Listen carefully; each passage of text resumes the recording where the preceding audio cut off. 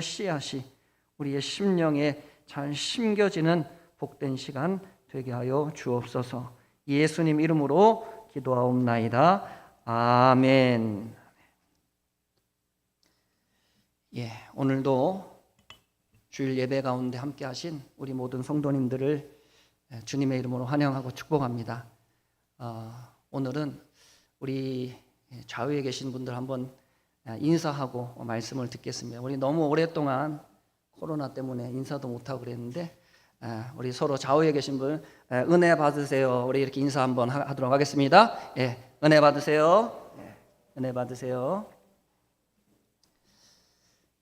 보배로운 피라고 하는 제목으로 이 시간 함께 하나님의 말씀을 전하도록 하겠습니다. 여러분, 예수님께서 이 세상에 계실 때 예수님의 30여 년 인생 가운데 가장 중요한 순간이 있었다면 아마도 그 시간은 예수님이 죽음을 앞두신 약 7일간의 그 시간이었을 것입니다. 예수님의 공생의 사역 전체에서 보면은 죽음을 앞두신 그 일주일간의 짧은 시간이 그 나머지 예수님의 평생의 사역과 비교해 보면 그 성격이 완전히 다르다라고 하는 것을 우리가 알 수가 있습니다.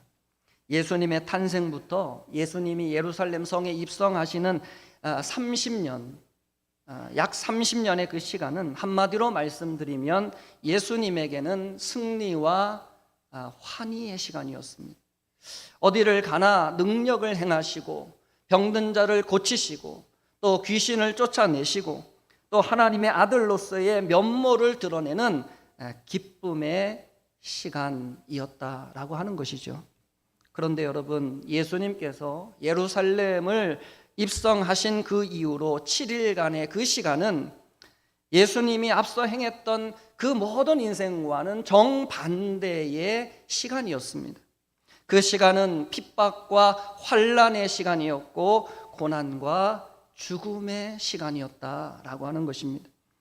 여러분, 누구에게나 고난과 실패는 힘들고 어려운 순간이듯이 아마도 하나님의 아들이신 예수님에게도 그 일주일간의 시간은 굉장히 힘들고 고통스러운 시간이었을 것입니다. 그러니 예수님은 여러분 땀방울이 핏방울 되도록 하나님께 그렇게 간절하게 기도를 했던 것이고, 할 수만 있다면 이 잔이 나에게서 지나가게 해달라고 하나님 아버지께 그렇게 울부짖으며 기도를 하셨던 것입니다. 그러나 여러분, 예수님에게 그 시간은 가장 중요한 일주일이기도 했습니다. 왜냐하면 그 고난을 통해, 그 고난을 통과해야만 죄로 인하여 타락한 인간들을 구원해낼 수 있었기 때문에 그렇습니다. 죄의 싹은 사망이고 피 흘림이 없이는 사함이 없다라고 하는 하나님의 그 말씀을 이루고 성취하시기 위해서 반드시 누군가는 죽어야 되는데, 인류의 죄를 대신해 고난받고 죽는 예수님의 그 일주일간의 그 시간이 예수님의 삶에서 가장 중요하고 가장 의미 있는 시간이었다라고 하는 것입니다. 여러분, 마찬가지로 우리 그리스도인들의 인생에서 여러분 가장 중요한 것이 있다라고 한다면 그것은 예수님의 고난과 죽음의 의미를 알고 예수님을 붙잡는 것입니다. 왜냐하면 예수님의 죽음이 없었다면 우리가 우리의 죄를 해결할 방법이 없었기 때문에 그래요. 이 땅에 살아가는 모든 사람들 중에 의인은 한 사람도 없기에 스스로의 힘으로 하나님 앞에 나아갈 자는 아무도 없는 것입니다. 그렇기에 우리의 구원자 되시는 예수님과 그리고 그분의 대속의 죽음을 의미하는 것이 우리 그리스도인들에게, 그 죽음을 의지하는 것이 우리 그리스도인들에게 무엇보다도 중요하고 중요한 일이다라고 하는 것입니다. 여러분, 오늘 본문의 말씀은 하나님께서 사도 요한에게 보여주신 마지막 때에 구원받은 하나님의 백성들이 하나님의 보좌 앞에서, 다시 말하면 하나님의 나라에서 하나님을 경배하며 하나님을 예배하는 모습을 기록해 놓은 말씀이 오늘 본문 우리가 함께 읽은 말씀입니다. 특별히 오늘 본문의 말씀에는 흰옷을 입은 수많은 무리의 사람들이 여호와 하나님과 그리고 어린 양 되시는 예수님을 찬양할 것을 예언하면서 그들이 어떻게 흰옷을 입게 되었는지를 우리에게 설명을 해주고 있습니다. 여러분, 오늘날 우리 그리스도인들에게 내세 신앙이 점점 약해져 가고 있습니다. 앞으로 우리가 가게 되어질 그 하나님의 나라를 너무나 막연하게 그저 관념적인 장소로만 이해하는 분들이 많이 계시다는 것입니다. 그러나 사도 바울은 우리에게 말하기를 우리의 시민권은 하늘에 있다라고 그랬습니다. 그것을 위해서 사도 바울은 자신의 모든 가진 것들을 배설물처럼 버려버렸다라고 사도 바울은 이야기하고 있어요. 여러분, 이 시간 말씀을 통해서 하나님의 나라를 바라보시고 예수님을 더욱더 의지하셔서 우리 모두가 하나님의 귀한 믿음의 자녀들이 다 되어지기를 주님의 이름으로 간절히 축복드립니다. 자, 먼저 우리 오늘 9절과 10절의 말씀을 우리 한번 같이 한 목소리로 읽어보고 말씀을 시작하도록 하겠습니다.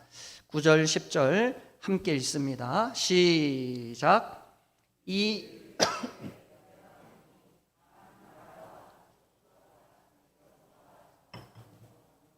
아무도 능히 셀 수 없는 큰 무리가 나와 흰 옷을 입고 손에 종려 가지를 들고 보좌 앞과 어린 양 앞에 서서 큰 소리로 이르되 구원하심이 보좌에 앉으신 우리 하나님과 어린 양에게 있도다 하니. 아멘. 자, 오늘 여러분 본문의 말씀은 하나님의 보좌 앞에서 여러분 구원받은 하나님의 사람들이 하나님과 어린 양 되시는 예수님을 찬양하며 외치는 말씀입니다. 자, 그런데 이들이 하나님 앞에 외치는데 뭐라고 외치고 있습니까? 구원하심이 누구에게 있다고요? 보좌에 앉으신 하나님과 어린 양에게 있다, 이렇게 말씀을 하고 있어요. 여러분, 여기 9절에 보면 아무라도 능히 셀 수 없는 큰 무리가 나와 흰옷을 입고, 여러분 손에 무엇을 들었다고 그랬습니까? 종려 나무 가지를 들었다라고 말씀을 하고 있어요. 여러분, 종려 나무 가지 하니까 뭐 생각나는 거 없습니까? 예수님께서 예루살렘 성에 입성하실 때 그때 여러분 많은 사람들이 거리로 나와서 손에 뭐를 들었죠? 종려 나무 가지를 들고 흔들리며 이렇게 얘기했죠. 호산나 다윗의 자손이여, 그렇게 외치면서 열렬히 예수님을 환영했던 것을 여러분 우리가 복음서 말씀에서 확인할 수 있습니다. 여러분, 마지막 날 하나님의 보좌 앞에서도 똑같은 일이 일어날 것을 오늘 예수님이, 오늘 성경이 우리에게 말씀해 주고 있어요. 여러분, 이 말씀은 우리의 구원이, 여러분 저와 여러분들의 구원이 누구의 손에 달려있다라고 하는 것을 말씀하는 걸까요? 하나님과 예수님의 손에 우리 인생이 달려있다, 우리의 영혼의 구원이 달려있다라고 하는 것을 우리에게 말씀해 주고 있는 말씀입니다. 그런데 여러분, 오늘 본문 12절에 보시면 여러분 구원만 하나님의 손에 달린 것이 아니라 다른 모든 영광과 존귀도 하나님께 달려있다라고 성경이 오늘 우리에게 말씀해 주고 있어요. 자, 11절과 12절 말씀도 우리 한번 같이 한 목소리로 한번 읽어보겠습니다. 시작. 모든 천사가 보좌와 장로들과 내 생물의 주위에 서 있다가 보좌 앞에 엎드려 얼굴을 대고 하나님께 경배하여 이르되 아멘. 찬송과 영광과 지혜와 감사와 존귀와 권능과 힘이 우리 하나님께 세세토록 있을지어다. 아멘 하더라. 아멘. 자, 여러분, 오늘 성경에 보시면 마지막 날에 하나님의 보좌 앞에서 하나님께 경배하는 대상은 여러분 구원받은 하나님의 사람들만 있는 것이 아니에요. 여러분, 누가 또 하나님 앞에 경배한다 그랬습니까? 모든 천사가 그렇게 하나님을 경배한다 그랬어요. 자, 그런데 우리가 하나님을 찬양해야 하는 이유는 무엇이냐면 하나님께서 우리를 구원해 주셨기 때문만이 아니라, 여러분, 하나님은 모든 찬송과 영광과 지혜와 감사와 존귀와 그리고 권능과 힘을 가지신 분이시기 때문에 우리가 그분을 예배하고 경배해야 된다라고 하는 말씀입니다. 하나님이 여러분 이렇게 위대하신 분이시고 하나님이 이렇게 여러분 천사들도 경배할 만큼 하나님이 높으신 분이시기 때문에 우리가 그 하나님을 예배하지 않을 수 없다는 거예요. 부디 바라기는 우리를 구원하시고 영광 받기에 합당하신 우리 하나님을 우리의 온 마음을 담아서 예배할 수 있는 저와 여러분들이 되시기를 주님의 이름으로 축복합니다. 자, 여러분, 제가 오늘 말씀에서 우리가 함께 좀 가장 집중해 봤으면 하는 말씀이 13절과 14절에 나오는 두 말씀입니다.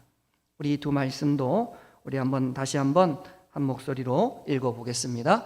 시작. 장로 중 하나가 응답하여 나에게 이르되 이 흰옷 입은 자들이 누구며 또 어디서 왔느냐?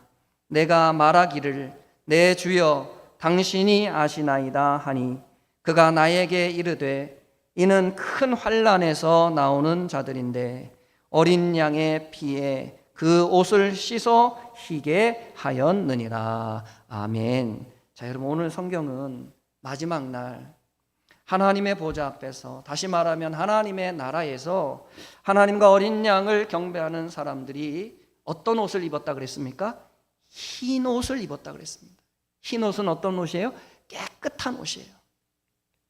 자, 그런 흰 옷을 입었는데 여러분, 그들이 그 옷을 어떻게 희게 했을까요? 어떻게 해서 그들이 입고 있는 그 옷이 흰 옷이 되었다고 성경이 말씀하고 있습니까? 무엇에 씻었다고요? 어린 양의 피에 씻었다 그랬습니다.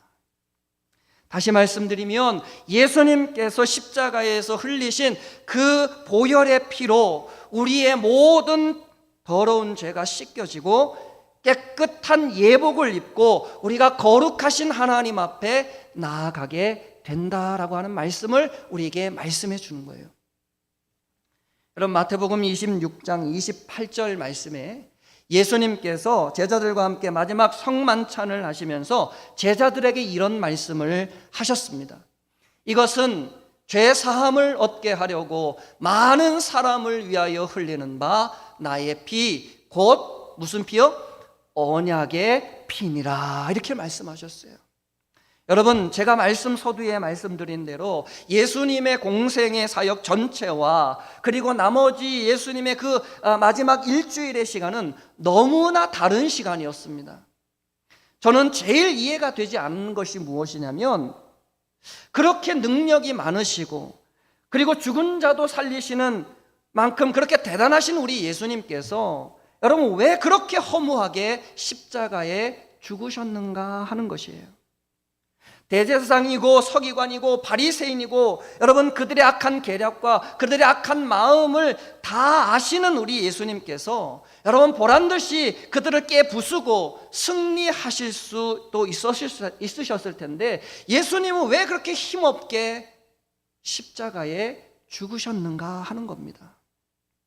그런데 여러분, 예수님이 그렇게 십자가를 지실 수밖에 없었던 이유는 그렇지 않고서는 하나님의 공의를 이룰 수가 없었기 때문에 그렇습니다. 하나님께서 구약 성경에 말씀하신 바와 같이 내가 보응할 날에는 그들의 죄를 보응하리라 라고 하신 말씀처럼 죄라고 하는 것은 반드시 하나님께서 심판하신다는 것이, 그것이 하나님의 말씀이고 하나님의 언약이고 하나님의 약속이기 때문에 여러분, 하나님이 그 약속을 이루기 위해서, 하나님이 공의의 하나님이요 의로우신 하나님이요 하나님은 정직하신 하나님이고 하나님 말씀하신 것을 반드시 지키는 하나님인 것을 우리에게 알려주기 위해서라도 하나님은 반드시 죄를 심판하셔야만 한다는 것입니다. 그렇게 여러분, 예수님의 피 흘리심은 우리의 죄를 없이 하기 위해서는 반드시 있어야 되는 사역이라는 거예요. 반드시 필요한 사역. 예수님의 대속의 죽음이 아니었다면 여러분, 우리의 죄를 담당해 줄 수 있는 사람은 이 세상에 아무도 없습니다. 그렇게 여러분, 예수님이 십자가를 지시지 않았다면, 예수님이 우리의 죄를 담당하시고 십자가에 대신 죽어주시지 않았다면 여러분, 더러운 우리의 죄는 여전히 우리 안에 그대로 남아 있었을 것입니다. 여러분, 죄는요 더러운 것이에요. 죄는요 오염과 부패를 말하는 것입니다. 우리가 겉으로 볼 때는 여러분 깨끗한 것 같지만 여러분, 우리 안에 들여다보면 우리가 감추고 있는 많은 죄들이 있음을 발견하게 되는 거예요. 죄는 더러운 것입니다. 그런데 성경은 우리에게 말씀하기를 우리가 이 다음에 가서 만날 그 하나님은 거룩하신 하나님이라고 말씀하고 있어요. 무슨 말이에요? 하나님에게는 죄가 없다는 거예요. 하나님에게는 어떤 흠도 없다는 거예요. 그 거룩하신 하나님을 여러분, 우리가 만날 수 없는 거예요. 왜? 우리 안에 있는 더러운 죄 때문에 못 만나는 거예요. 그렇게 여러분, 우리 인간이 죄로 더러워진 옷을 입고 거룩하신 하나님 앞으로 나아갈 수 없는 거예요. 하나님과 함께 여러분 살아갈 수가 없는 거예요. 그래서 여러분, 하나님은 아담과 하와가 타락했을 때 그들을 어떻게 하셨어요? 하나님의 나라를 상징하는 에덴 동산에서 쫓아내신 겁니다. 왜요? 거룩하지 못한 사람과 더러워진 사람과 함께 예수님이, 하나님이 살 수 없는 겁니다. 이스라엘 백성들이 타락했을 때도 마찬가지죠. 그 나라가 하나님의 나라요 하나님의 선택받은 선민이었지만 그러나 그들이 하나님을 배반하고 하나님을 떠나 우상 숭배하며 죄를 짓기 시작했을 때 하나님은 그 나라를 무너뜨리시고 그들을 세계 열방으로 그냥 흩어버리셨습니다. 여러분, 육적인 더러움은 좋은 것이 아닙니다. 우리가 지금 코로나 시대에 코로나로 인해 그것을 절실히 느끼고 있지 않습니까? 여러분, 코로나 바이러스에 감염이 되고 나면 어느 누구도 가까이 할 수가 없어요. 하물며 여러분, 영적인 더러움은 어떻겠습니까? 육적인 더러움도 우리가 가까이 할 수 없다면 여러분, 영원하신 하나님 앞에 죄를 지은 그 더러움을 가지고 어떻게 거룩하신 하나님 앞에 나아갈 수 있겠느냐 하는 것이에요. 그래서 여러분, 베드로후서 3장 14절에 말씀해 보시면 여러분, 우리에게 이렇게 말씀하고 있습니다. 그러므로 사랑하는 자들아, 너희가 이것을 바라보나니 주 안에서 점도 없고 흠도 없이 평강 가운데서 나타나기를 힘쓰라, 이렇게 말씀하고 있어요. 어떻게 되기를 힘쓰라고요? 점도 없고 흠도 없는 깨끗한 모습으로 하나님 앞에 나타나기를 힘써야 된다, 우리에게 말씀하고 있는 것입니다. 그렇다면 여러분, 우리는 어떻게 하면 우리의 그 더러워진 옷을 희게 만들 수 있느냐는 거예요. 어떻게 하면 우리의 죄를 씻을 수 있느냐는 것입니다. 여러분, 세탁기에 넣고 돌리면 우리의 죄가 여러분 깨끗해지겠습니까? 빨래 방망이로 여러분 열심히 두들기면 여러분 우리의 죄가 없어지겠습니까? 그것이 아니고 어떻게 해요? 예수님의 피에 씻어야 된다는 거예요. 우리의 죄를 위해 흘리신 보배로운 예수님의 피에 우리의 모든 허물을 여러분 씻어야 그 죄악이 씻겨져 내려간다는 것이에요. 사랑하는 성도 여러분, 예수님이 십자가에서 흘리신 그 피는 그냥 흘리신 피가 아니었습니다. 그것은 저와 여러분들을 위해 흘리신 값진 보혈이었고 죄사함을 간구하는 이 땅의 모든 영혼들을 위해 흘리신 보배로운 예수님의 피였는 줄로 믿습니다. 오늘은 여러분, 예수님께서 우리의 죄를 위해 십자가를 지시려고 예루살렘 성으로 입성하신 것을 기념하는 종려주일입니다. 왜 종려주일입니까? 많은 사람들이 손에 종려가지를 들고 예수님을 환영했다, 그래서 종려주일인 거예요.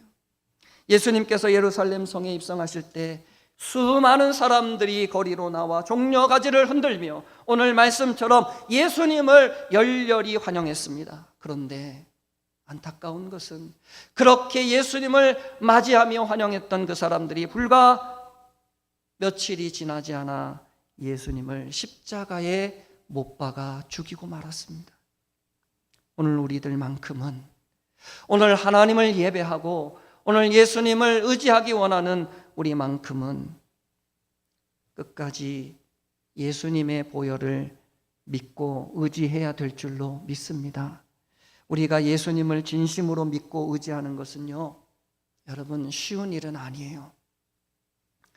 왜냐하면 거기에는 자기 희생과 그리고 자기 내려놓음이 있어야 하기 때문에 그렇습니다. 예수님께서 여러분 마가복음 8장 34절 말씀에 이런 말씀을 우리에게 해 주셨습니다.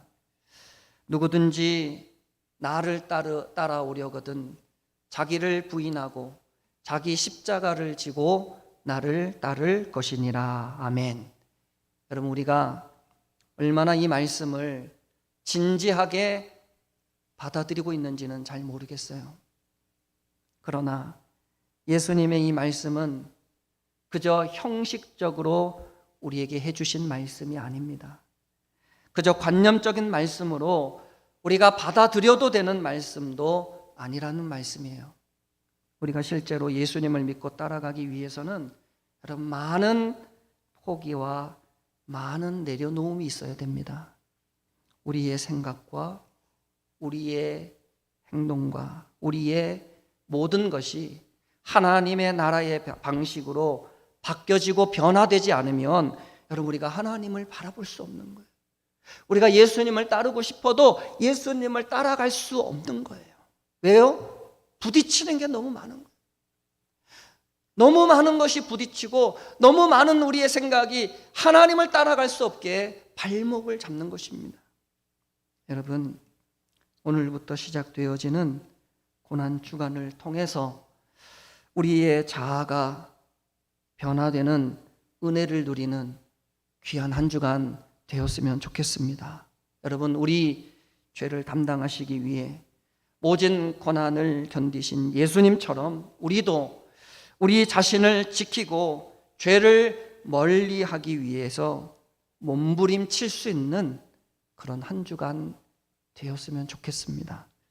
그리하여서 여러분, 다음 주 이제 우리가 맞이하게 될 부활의 그 아침에는 주님 안에서 더 새로워지고 더 거룩해지고 더 하나님을 사랑하는 하나님의 자녀들의 모습으로 하나님을 진심으로 기쁨으로 예배하실 수 있는 저와 여러분들이 다 되시기를 주님의 이름으로 간절히 축복드립니다. 기도하겠습니다. 사랑의 하나님,